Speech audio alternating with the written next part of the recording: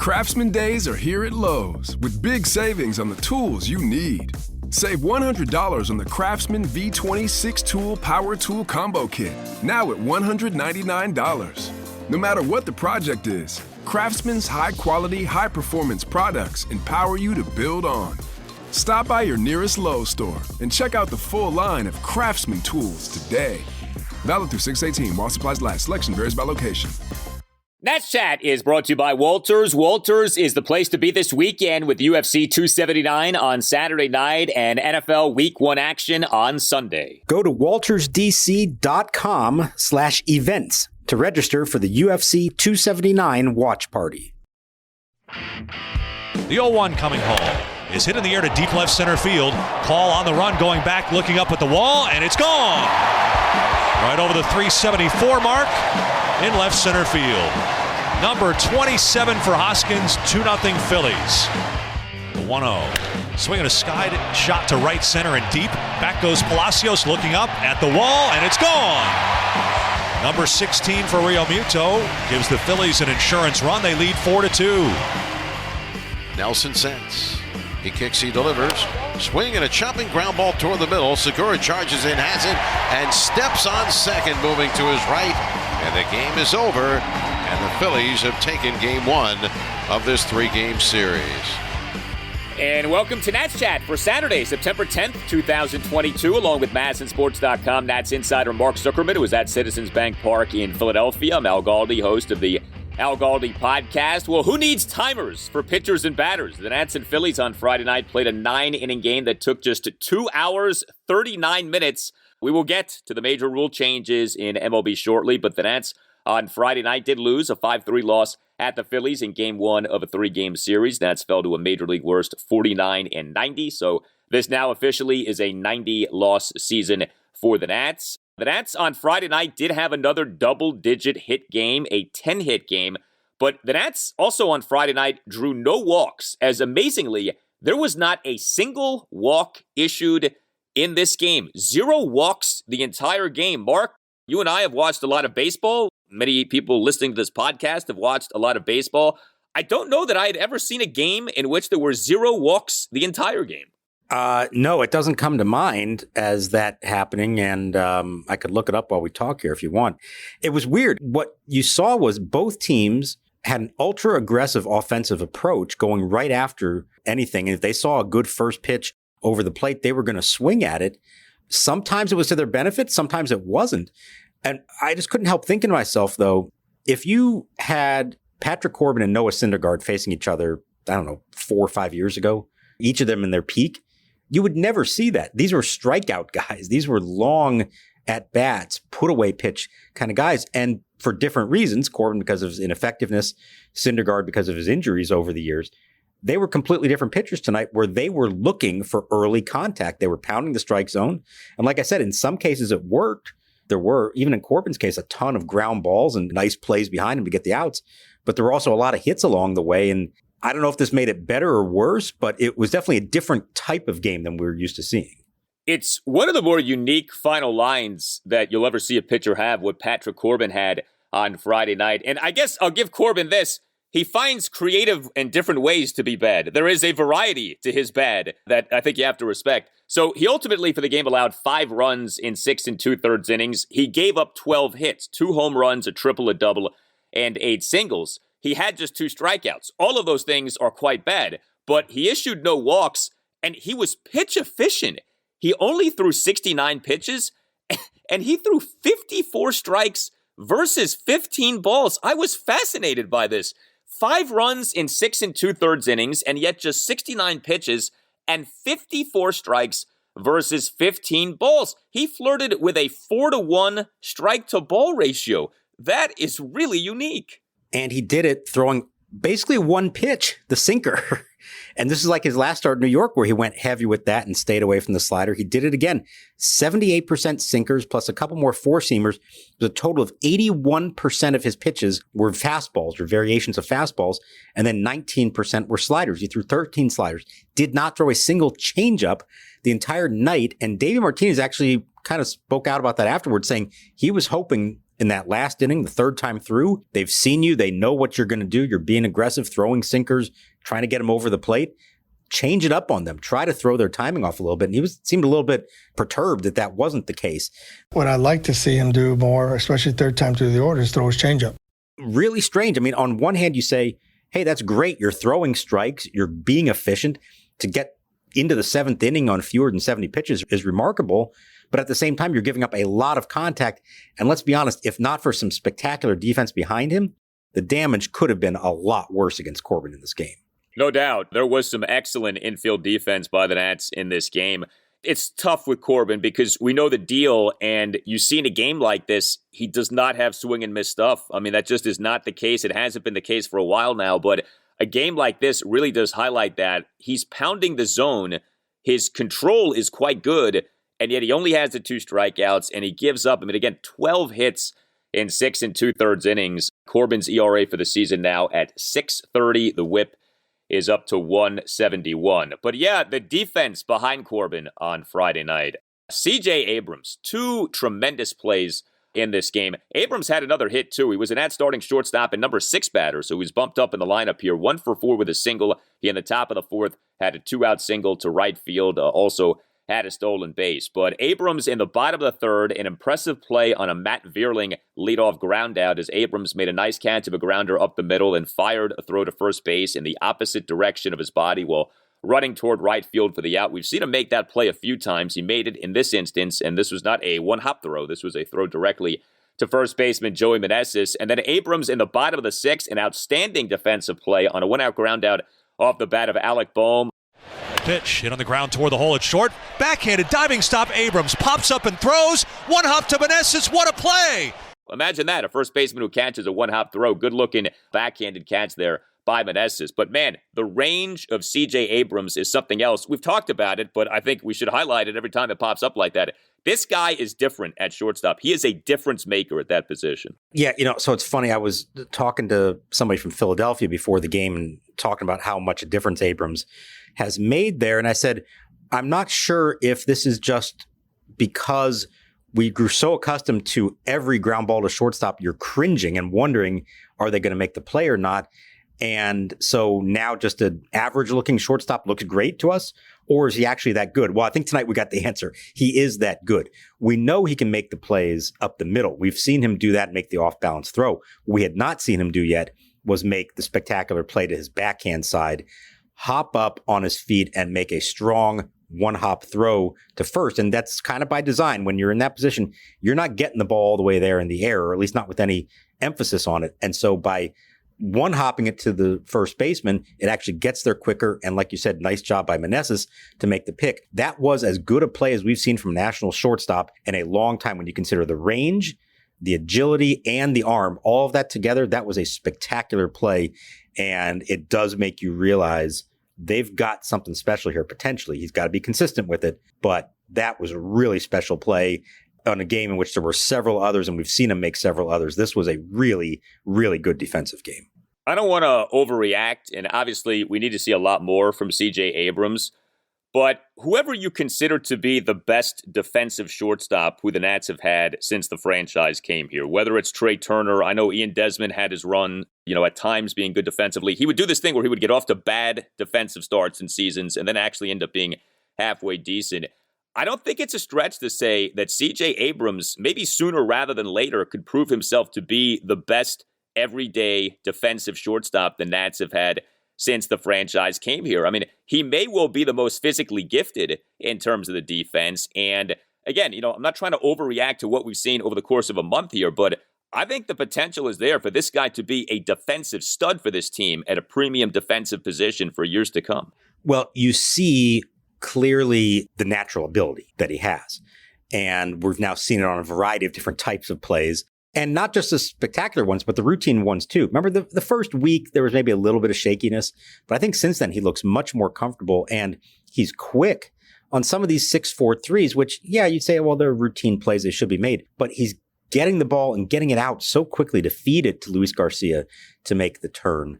There's a lot of really good stuff there. So yeah, obviously he's got to show this over the long haul, has to show he can do it consistently. But I would probably say the best defensive shortstop I can think of they've had was Danny Espinosa, who really wasn't a shortstop for long here. He was mostly a second baseman and an outstanding one. If CJ Abrams can keep doing what we've seen here in the last couple of weeks, I think it's safe to say that he could top any of those. And certainly given the idea that he's going to be their shortstop for a long time, I think that could make him the best defensive shortstop they've had as a true regular. I mentioned Meneses at first base on Friday night. So Meneses at first, Luke Voigt was the designated hitter, no Nelson Cruz. Was there a specific reason for no Nelson Cruz? The lineup came out late, and I think that was the reason. He came down with something, possibly an eye infection, something like that. I saw him with sunglasses on later on, like trying to protect himself. And I was looking in the dugout late in the game to see, like, is he putting his helmet on? Is he looking like he's taking any swings? And he was just sitting there. So my inclination there was that he was not available. And remember, Victor Robles also still banged up with a stiff neck. They were playing with a pretty short bench, I think, in this game. And that's why you saw the alignment they had. And you know, a lineup that I know we've talked about Nelson Cruz and how he doesn't really merit hitting cleanup for them anymore. But in this game, you had Cesar Hernandez hitting 5th, CJ Abrams hitting 6th, Alex Call hitting 7th. That's not a very deep lineup. Those aren't the kind of guys you would typically expect to be in those spots. So maybe it wouldn't have been the worst thing in the world if Nelson was available to play, just not hitting cleanup, of course.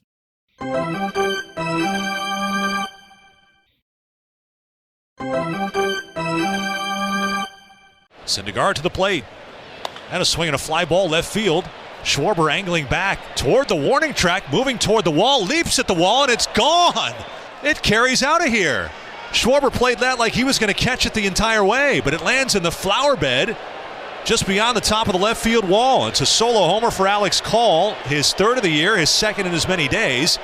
Maybe Alex Call should start hitting cleanup for this team, the way this guy's been going these last few games. So Call, of course, had the monster game in the Nats 11-6 win at the St. Louis Cardinals on Thursday afternoon. He is the Nats number 9 batter in that game, 4 for 5 with 5 RBI, including a 3-run homer and a 2-run double. Call on Friday night was the Nats starting left fielder and number 7 batter, 3 for 4 with a solo home run and 2 singles. He in the top of the second had a 2-out single to left field. He had a Nats 1-run 7th, had a leadoff homer to left field off Noah Syndergaard to cut the Nats deficit to 4-3. The homer went 342 feet per Statcast. Thank you, Citizens Bank Ballpark. And then Call in the top of the 9th, a 2-out single to left off former Nats reliever Brad Hand. Nice little run here for Alex Call, doing a good job offensively. Well, it's funny. Remember, Davey said after the game the other day, I think he earned himself another spot in the lineup. Well, he did. He took advantage of it. Now he may have earned himself yet another one. It's impressive to see. I have no idea if this guy has it in him to do this on a regular basis. But I'll tell you this, he plays the game hard. We've seen that. He gives you everything he's got. Not being a very physical specimen to look at. He's not a big guy, not a big strapping athletic player, but he gives you everything that he's got, and he's getting an opportunity to do some things right now, and he's making the most of it. So good for him. Yeah, that home run, know the ballpark well, I suppose. Hit the ball in the air, down the lines in this ballpark, and it's going to get out right into the flowers behind the outfield fence. But good for him. At this stage of this season, you'll take whatever you can get from some of these inexperienced players, and you want to see more of them. We know what they have in a lot of other veterans right now. We don't know what they have in a lot of these inexperienced players. Let's find out. They got 3.5 weeks left. Let's find out what they have in them. Yeah, and not that you cheer others being injured, but it feels like guys being hurt, guys being unavailable is kind of the push that Davey has needed to play some people here and to do some things here, because Alex Call has been playing because Victor Robles has this stiff neck. We otherwise were not seeing a lot of Alex Call. You know, I mentioned Meneses at first base. If not for these recent ailments for Nelson Cruz, you know, the knee and now I guess this eye thing, we're not seeing Meneses much, if at all, at first base. It's good that we're seeing these guys play and see, you know, in Meneses' case, play first base. Like, let's do this. Let's try some different things here as the season goes on. So, yeah, good stuff from Alex Call. More good stuff from Lane Thomas. He continues to be in a nice run. He is settling in more or less now into being the Nats' every game #1 batter, not unlike what we saw over the final 2 months of last season. Lane on Friday night was the Nats' starting center fielder and #1 batter, 2 for 4, RBI triple, and a single. He in the top of the third had a one-out first pitch single through the left side of the infield and a stolen base. And he in that Nats two-run fifth had a one-out RBI triple off the top of the left center field wall to cut the Nats deficit to 3-1. I think one of the really promising things about Lane Thomas, and again, it comes back to him being more consistent, but he does have power. Like we saw that last year. We've seen that this year. He's hit some home runs. He can hit doubles. He has a triple on Friday night. When he's on, it's not just about, singles and maybe even walks. It's like, no, he's got some pop in his bat. Yeah, and we saw it late last season from him. He is, at times, he's a big swing guy and maybe not what you necessarily think of as a traditional leadoff hitter. He strikes out a pretty healthy amount as well. But when he hits the ball, he hits it well. That ball, the triple, was hit about as far as you can hit a ball in this ballpark and not hit a home run. He hit it in the exact wrong spot for that, but that was a nice piece of hitting on his part. We also saw him steal a base, so that's what you like to see from your leadoff hitter. Yeah, we keep getting duped into this idea of, okay, well, Victor Robles is going to be the leadoff hitter in the long term. Okay, well, Lane Thomas is going to be the leadoff hitter. Okay, Cesar Hernandez is going to be the leadoff hitter. It never sticks. None of these guys ever hang on to those spots for one reason or another.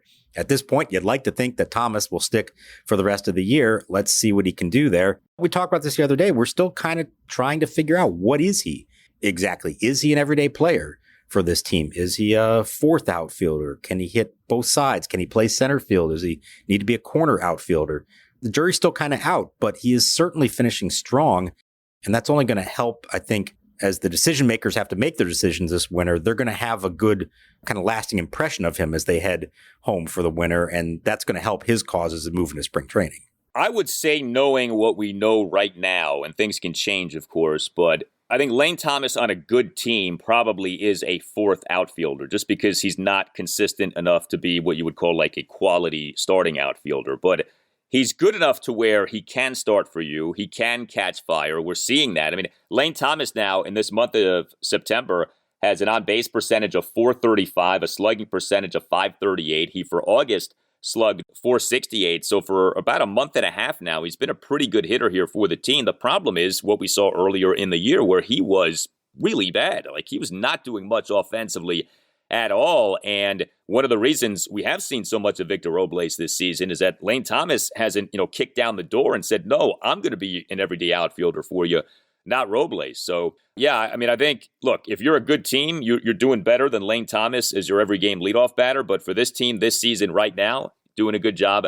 And it's nice to see him on this nice run.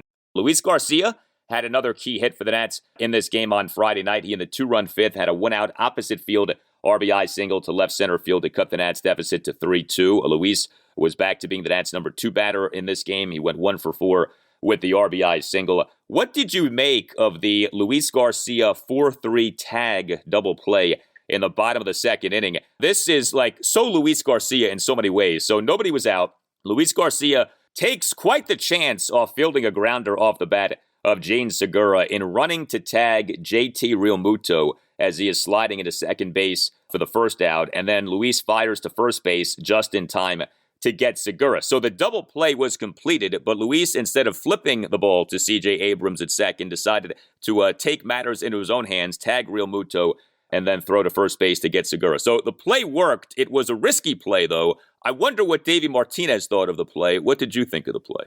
Risky was the word that came to my mind as well. But I suppose you could look at that and say, if he does the traditional 4-6-3 and flips it to Abrams at second, maybe it does take longer to make the turn and they actually don't get the double play out of it. So it worked out. Probably a little riskier than you want to see. But I will say this about Garcia at second base. He is playing with a much different level of confidence than we saw him at shortstop. And I knew there was going to be a difference in his performance when he moved to the other side of the diamond because we'd seen him play second base in the past. I did not know it was going to be as dramatic a difference. I don't think he's been an average second baseman. I think he's been a very good second baseman over the last several weeks that he's been there. Now, can he keep doing that consistently? Can he avoid the mental mistakes and the sloppiness that we've seen from him in the past? I don't know. We'll see. I think Abrams has helped elevate his game, but I think he is playing with a confidence and a pace and an attention and all those things that make you think he could actually be a pretty special second baseman in the end and not just, well, he's just a hitter who doesn't play the field well. We got to find a spot for him. Let's put him at second because it's less demanding on him.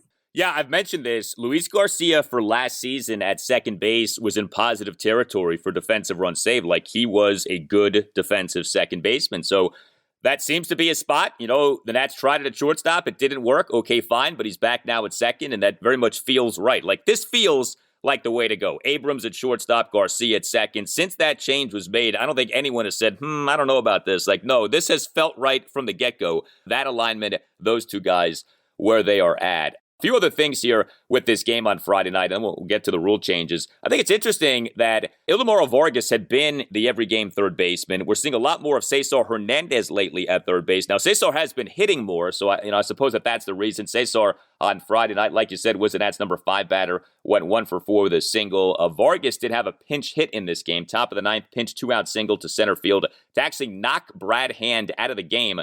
It's so funny how things don't change. Remember, Hand was actually good for a while with the Nats, but then for another good chunk of time, he was not so good. But it's kind of interesting to me that Vargas supplanted Maikel Franco, and I don't want to say that Cesar Hernandez has supplanted Vargas, but lately we have been seeing more of Cesar Hernandez than Ildemaro Vargas. Yeah, so the game started, and I thought to myself, oh man, we should have asked Davey what's going on with Vargas. He hasn't been in the lineup for a couple of days. I wonder if he's banged up or something like that. And so I was, watching, and then all of a sudden he comes up to pinch hit with the game on the line in the ninth. I'm like, okay, well, I guess he's all right. So I asked Davey about it after the game, and he said, yeah. He just said, we've been playing him every single day for a while now. He's not necessarily used to that. I just wanted to give him a little breather. And yes, Cesar Hernandez has hit well, so you find a way to keep him in the lineup. But there's nothing wrong with Vargas. He's going to be back in there. He hasn't lost his job, anything like that. He's done a very nice job for them. It just happened that he needed a couple of days off because he's played a lot. And it's kind of hard to believe that we're talking about Ildemaro Vargas being such a critical part of their lineup, but he has been. There's no question. It's been Joey Meneses 1, Ildemaro Vargas number 2, although it's nice to see Abrams and Call, Garcia, Thomas, some other guys contributing here, because for a couple of weeks there, it was the Joey and Ildemaro show and not much else. Well, I look forward to the day on this podcast which you and I are discussing a Nationals pennant race in September. For now, we're discussing why is Cesar Hernandez playing over Ildemaro Vargas at third base. So I don't know if that's rock bottom, but that's not far from rock bottom. I would say that.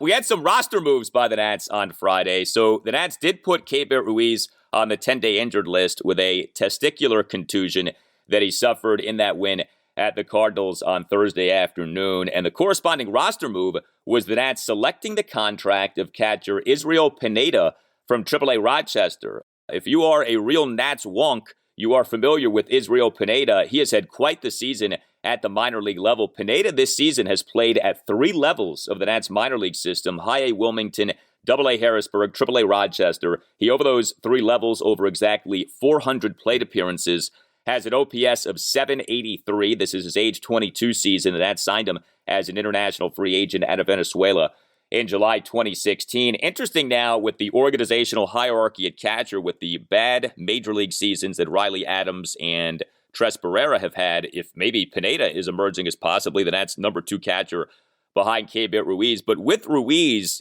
it sounds like he may actually be done for the season. Is that correct? Yeah, it's another one of these. They're not going to officially say it, but you can do the math. So Davey did say, the good news is, while he did spend the night in St. Louis, they wanted to keep him for observation, didn't feel like he could travel yet. He was scheduled to fly to Philadelphia on Friday, join the team, meet up with them at the hotel. But the doctors told him 3 weeks, no strenuous activity. Okay, there's less than 4 weeks to go in the season. Do the math. Are they going to bring him back at that point just for a couple of games when he hasn't had any chance to rehab or get himself ready? No, probably not. So I think this is, unfortunately, a very abrupt end to his season. Now, as far as what that means the rest of the way, I do think it opens the door here for all 3 of those guys to make a case. And I think we're going to see all 3 of them in various capacities here. Riley Adams got the start in this one. Tres Barrera is going to get his starts. I would imagine that Pineda will get the fewest of them. And let's just keep this in mind. While he had an excellent season in the minor leagues, he burst up through the system most of the year at high single A, did well at double A to the point that they actually promoted him to triple A just a week ago. Only played 6 games there, and they're already calling up. Now, that's calling him up out of necessity.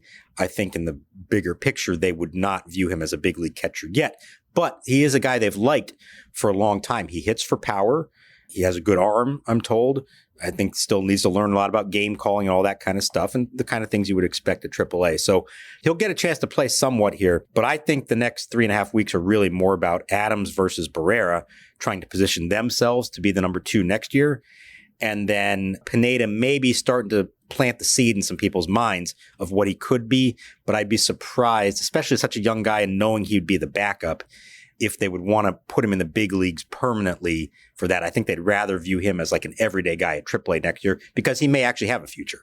So the Nats have called up Tres Barrera with the expansion of September rosters. He has not played since that happened. Tres Barrera has not played in a major league game since August 21st. I brought this up recently. It's not on the list of like the most prominent Nationals problems this season, but the lack of production at catcher behind Keibert Ruiz really has stood out. I mean, neither Adams nor Barrera has done much of anything offensively this season at the major league level. Adams now, this year at the major league level, has an OPS of 561.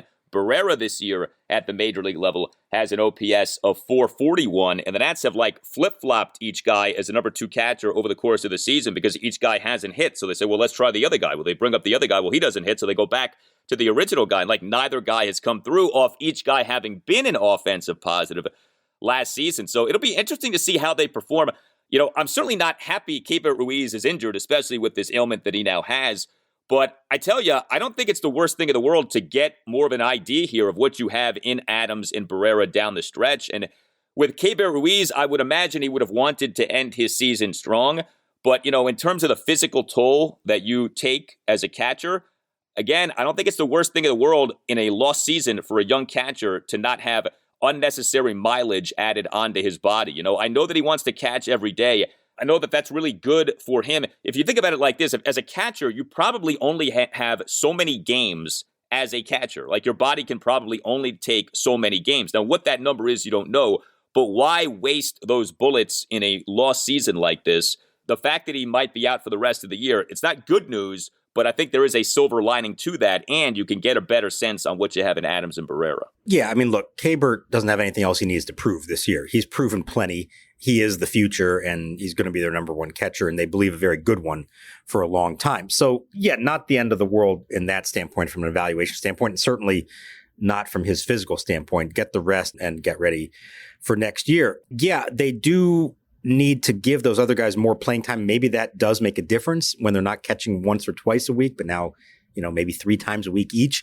Could that actually allow for either of them to start to produce with any regularity, because they really haven't. Adams had a nice double in this game off the wall. He also came up with the game on the line in the bottom of the 9th. And, you know, tough spot. You're 2 outs down to your last out. You're trailing by 2 runs. It's not like it's a slam dunk you're going to deliver there, but would have been nice if he could have. That would have been a big feather in his cap. But, you know, you talk about rock bottom as we're debating Cesar Hernandez or Ildemaro Vargas at third base.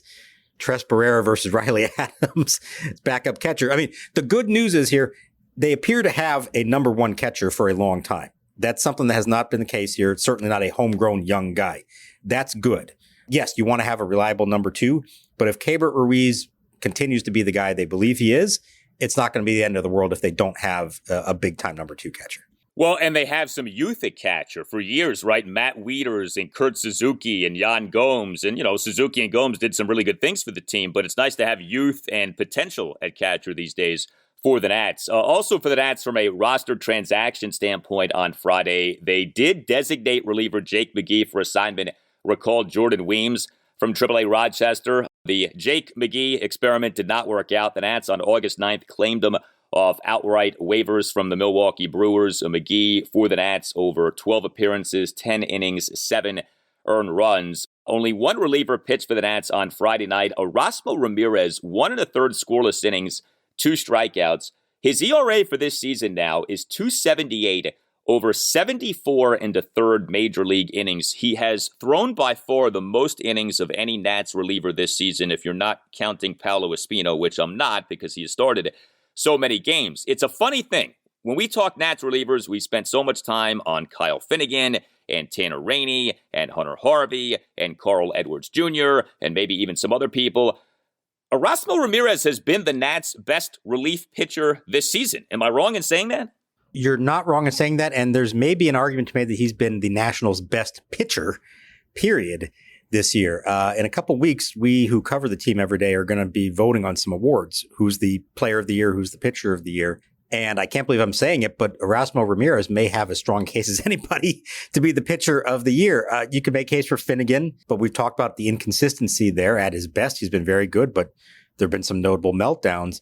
You know, the role that he's in, it's a bit of a thankless role at times, but he's also pitched some big, important innings. He's started some games in emergencies. He's giving them length.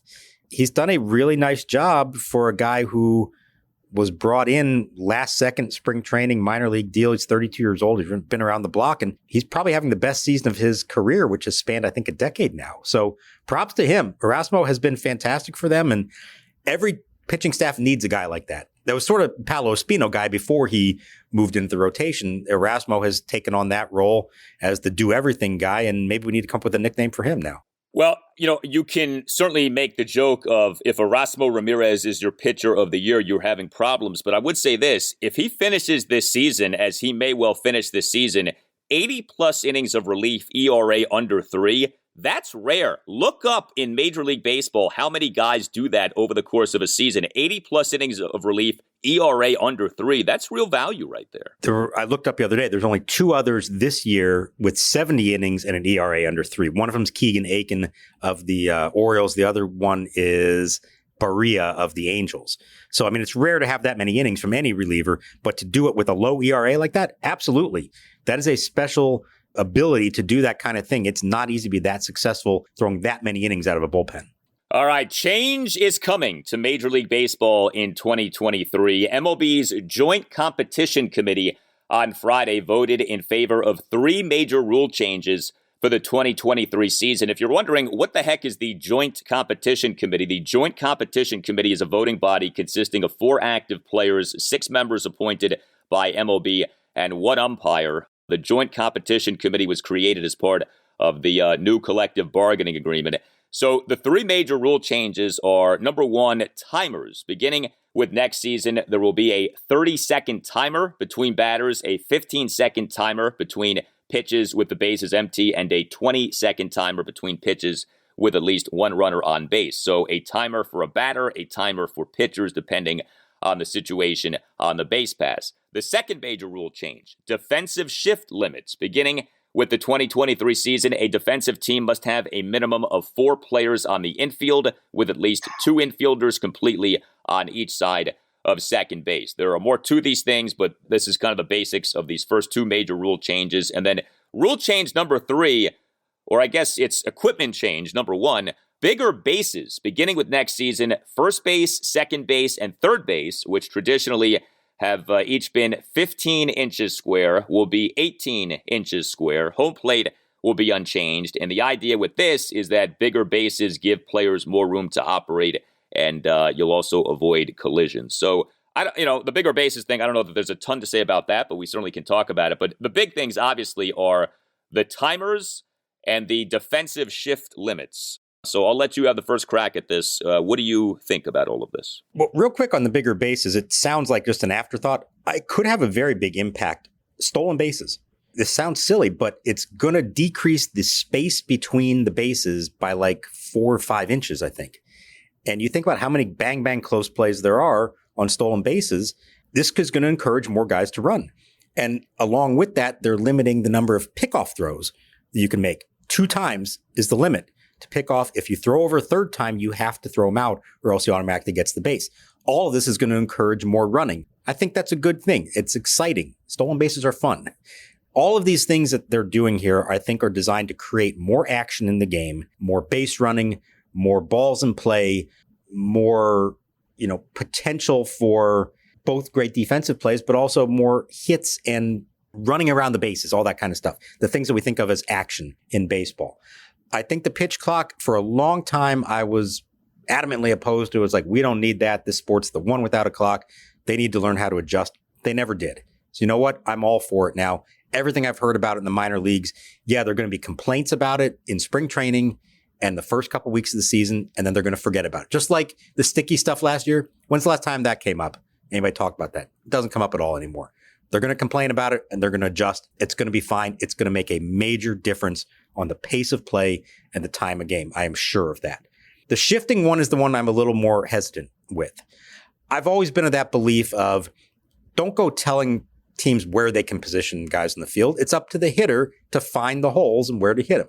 They don't do that. They don't do that both because it's really difficult against today's pitchers to do that, but also the money isn't there for them. There's not enough incentive to just hit a weak grounder through the left side open hole of the infield and get your single.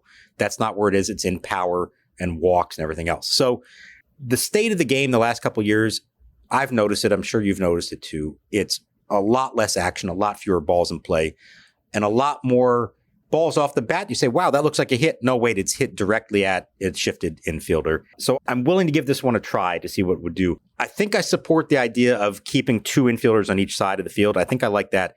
I would maybe see if you could still let one of them play deep. Like you got to stay on the dirt now. I don't know if it's the end of the world to let him play in shallow right field, understanding that there's going to be a hole somewhere that is still available to you. So I want to see how that one plays out. But I get what they're doing, and I think the intent here is good, and I hope it does produce a more entertaining quality of baseball than we've seen the last few years.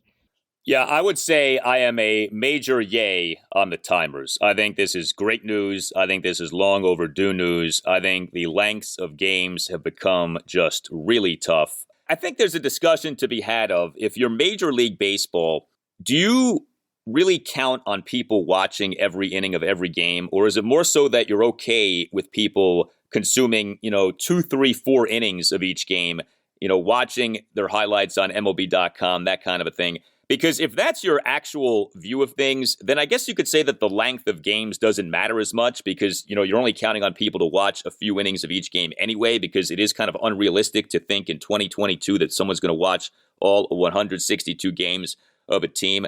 But I think it's always risky to say, well, we can let people skip chunks of most games. Like, you want to make it so that if someone wants to watch the entirety of a game, it is consumable. And right now, it really is not consumable. I mean, it's funny that this Nats game on Friday night went 2 hours, 39 minutes. The win on Thursday afternoon at the Cardinals went 3 hours, 57 minutes. That's unacceptable for a 9-inning game. 3 hours, 57 minutes. And I know some people will say, like what you said, well, there's no clock. That's the beauty of baseball. If you feel that way, great. I'm not going to tell anyone how to feel about how you enjoy the sport, but you're in the minority. Like, if you're baseball and you're trying to grow the game and appeal to a younger demographic, you don't do that by having regular season games that routinely are 3+ hours. That's not good, and most people do not have the time to spend watching 3+ hour baseball games over 162 games. So I'm very glad about the timers. I'm with you too. You will hear complaints because baseball players love to complain. And then just like the sticky stuff, nobody talks about it 5 minutes later.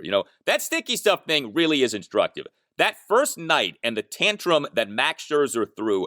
Max held his arms out, held his glove out, then took his hat off, and then started to walk away when Alfonso Marquez still had his glove. All I can think of, the guy who gets pulled out of the TSA line at the airport and is just steamed. He didn't say a word. That duped a lot of people, including a lot of people in the media who said, oh, this is the end of the world. This is the ruination of baseball. They're doing this and that. And then you never heard about the sticky stuff again. So I think it's pretty funny to look back on that. And I think you'll have something similar with this. The problem to me with the defensive shift limits is it feels like a get-out-of-jail-free card for batters, where now you're saying to defenses, you can only do this because it's too hard for hitters. And I don't like that. And I think that there is a really interesting strategy in how a team positions its defensive players. One of the things that comes up a lot in the NFL is, okay, you have 11 guys on defense. What do? Do you go, with a 4-3 base alignment? Do you go 3-4? Now you see a lot of teams, they're playing nickel a ton. So it's like you go with 4 defensive linemen and you have 5 defensive backs, maybe 6 defensive backs. But in other words, part of the conversation is you have 11 guys. How do you mix and match? Who do you play? Where do you play them? I think that's interesting. I think that strategy talk is interesting. I think you could have that in baseball. I don't think that you have enough of that in baseball. And I actually put a lot of this on telecasts of baseball games. I personally don't think that telecasts do a good enough job of highlighting defensive alignments. And when teams are in shifts, telling you who is where and why. It's always after the fact. Well, he hit the ball into the shift, or, the shift took away the hit, or, well, there's a hit because of the shift, because he hit the ball where nobody was. it's never like pre-play. Maybe there's a graphic in a corner or something like that. But I think you could make it more like a part of the game instead of the way it is now, which is, oh, by the way, yeah, they were in some shift. And you say, well, who was where? Well, I don't know. No one really says it. So I think that's part. I think there's like a cultural thing here, especially from a lot of ex-players who don't seem to be very welcoming of the shift. So I think that's an issue. And I'd like to see them keep the shift. I don't like this where you limit what teams can do defensively. But we'll see. I mean, I guess, in practice, maybe this ends up being good. So I'm open-minded enough to at least concede that. But I'm never a fan of you tell teams to stop doing something because it makes the game too hard. Like I think that's kind of a dangerous precedent to set. Yeah, or it's also like a backlash to teams having gotten too smart. The reason that this has happened is because teams have figured it out. They have the information now to say, hey, here are the best places to position our fielders to give us a best chance at getting this guy out. And they didn't necessarily have that in the past. So it's almost like a penalty to teams who got smart enough to do this. So philosophically, I don't like it. But I will say aesthetically, I've really noticed it the last few years in baseball. It's just way fewer hits, way less action. And there are a few things more frustrating than a guy just smokes a ball, 105 miles an hour, hits it on the screws. And for 100 years, like that's a hit. And in this case, no, it's not. And not because it's a great defensive play, but just the guy was in the right spot, right place, right time. Now, like I said, I wanted to believe forever that hitters would learn how to avoid that. If they're going to play everybody over here, well, I'm going to hit the ball on the other side of the field. They don't do it. It has not been incentivized enough. It's not as easy as it sounds. So I think it's worth it to try to do something to generate more action. Pace of play helps, but more balls in play helps, more base runners, more potential outs on the bases, throws to bases. I think that is ultimately better for how the sport looks. Just because teams have gotten smarter, just because they are better at doing certain things does not necessarily make it as good of a product. And I think we have to remember that. Like, kudos to everybody who's figured out how to win games better, but that doesn't mean it's always so much fun to watch. And I think there's a balance that they've got to find, and this is a step in that direction. Yeah, I understand that. I don't know. It's just like, okay, one of the reasons it can be harder to hit is because guys throw so hard. So like, you would never say, well, cap the velocity. You're not allowed to throw more than 95 miles per hour. Nobody would ever say that because you'd say, well, that's competitively, that sounds ridiculous. And, I don't know that banning shifts is that much of a departure from that. I may be in the minority. The lack of balls in play, I don't think is nearly as big of an issue as the length of games. I think if the games are shorter, the lack of balls in play becomes more digestible. And there's something specific, too, about this defensive shift limit that I really don't like. So infielders may not switch sides. So in other words, a team can't reposition its best defender on the side of the infield that a batter is more likely to hit the ball to. So, in the Nats case, let's say you want to put C.J. Abrams on the right side of the infield for a specific batter. You're not allowed to do that. I don't like that. You should be allowed to do that. You should be allowed to move people around. And, again, it's like you're handcuffing defenses and you're taking away part of the strategy of the game. You're taking away, in a lot of ways, honestly, part of the creativity of the game. And, I just think something is lost when you do that. Yeah. One other thing that we'll have to see how it works in practice. Let's keep in mind that they could take it as far as you can. Now, let's say lefty hitter who pulls the ball. Okay. You've got your first baseman probably at his normal position. Second baseman can be shaded over to the hole and standing right on the back line of the dirt. So he's not, in shallow right field, but he is shifted from where he would normally play. And your shortstop can stand, as far as I understand, almost directly behind second base, just one step to the side, and your third baseman can be all the way in the hole.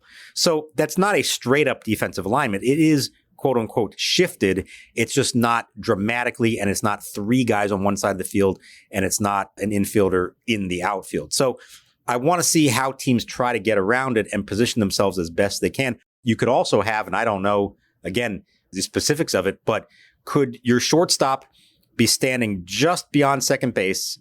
And at some point, as the pitcher is winding up, can he start running to the other side and now actually be on the first base side? I don't know. I don't know how that works, if you're going to be able to do that or not. So I'm sure that there are some teams out there, imagine Buck Showalter being one of them, trying to figure out how can we exploit this and actually take advantage of it. And like, what are you going to have? Some imaginary line on the infield that like divides where exactly guys can be? Like, what if you do have people trying to be right up to the absolute border of where you're supposed to be? Like, how do you know that he's not a step far beyond where he can be? Or, you know what I mean? Like, I don't know. There's going to be a lot of judgment calls with that. But it is interesting. There's no doubt about that. And I do applaud MLB, especially with the pitch clocks, the timers, whatever you want to say, for finally doing this. I mean, I think that this is late, but at least you're doing this. I know it wasn't easy with the Players Association, and I know a lot of people don't like Rob Manfred. One thing I do respect about him is that he is open to change, and he is open to trying to make the game better, and he's not stuck on this thing of, well, we've done things a certain way for so long, and so that means that that's the right way to do things. I think you have to be open to adjusting things, and I think especially with the length of games, the fact that he's open to something as pretty dramatic as having timers for batters and pitchers, I actually think is a good thing, and I do applaud Manfred for that. Yeah, I think there's nothing wrong with the ideas and willingness to change the sport as he has done. I think he has not done a great job in the messaging of it and in the communication of things and the building of relationships, particularly when it comes to the players and with fans for that matter. But to just say, well, this is the way we've always done it, so we're not going to change, is not an acceptable answer in 2022. So I do applaud them for trying something. But I would also say this, and we don't see this a lot. You try this, you do something different. If it doesn't work, be willing to go back or be willing to adjust and say, nah, you know what? Maybe that shift thing wasn't really the right thing to do. It looks off. It's not having the desired result. So we're going to modify that and not just say, well, we can't go back to what it used to be, or anything like that. The pitch clock, what I'd be interested with this would be this. I'll bet after a while, and I don't know if it's within 1 season, 2 seasons, 3 seasons, whatever it is, I'll bet you it gets to a point that pitchers just naturally are throwing the ball in 15 to 20 seconds. And I'll bet they could even get away with turning the clock off, and they would just already be at a faster pace because they're going to be used to it now. So that'll be interesting to see over time.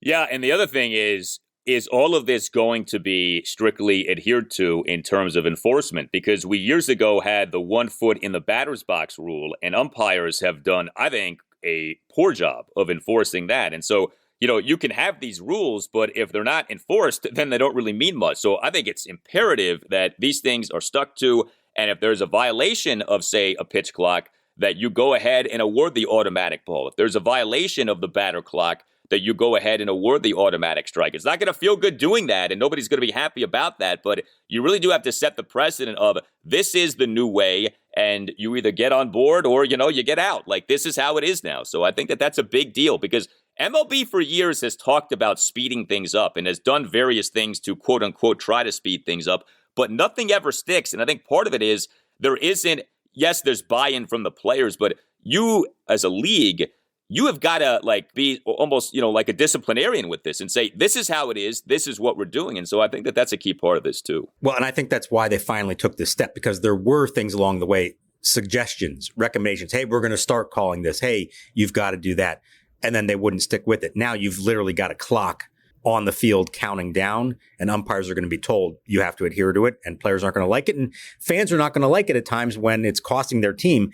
But you know what? It'll make everybody adjust in a hurry as soon as it does come back to haunt a team. As George Costanza once said to Jerry Seinfeld, you're not in the mood, you get in the mood. That's the messaging from MLB to the players with the timers. You tell us what you think. Hit us up on Twitter at Nats_chat. You can email the podcast, natschatpodcast@gmail.com, including if you would like to sponsor the Nats Chat Podcast, hit up Tim Shover's natschatpodcast@gmail.com. You can get yourself or someone who you know a Nats Chat Podcast t-shirt by going to natschatpodcast.square.site. All Nationals radio highlights on Nats Chat are courtesy of 106.7 The Fan. For Mark Zuckerman, I'm Al Galdi. We'll talk to you next time on the Nats Chat Podcast. And before we say goodbye, we want to send a congratulations to the voice of the AAA Rochester Red Wings and Nats Chat contributor Josh Wetzel, who will be on the radio call of Nats Phillies on Saturday, getting the call up for the game. Congratulations, Josh. Thank you to him for his involvement with the podcast, and thank you for listening to the Nats Chat Podcast. This is huge! I know. All right, okay, let's go. Details. Nah, I can't give details. You what? I can't give details. No details? I'm not in the mood. You asked me here to have lunch, tell me you slept with Elaine, and then say you're not in the mood for details. Now, you listen to me. I want details, and I want them right now. I don't have a job. I have no place to go. You're not in the mood? Well, you get in the mood.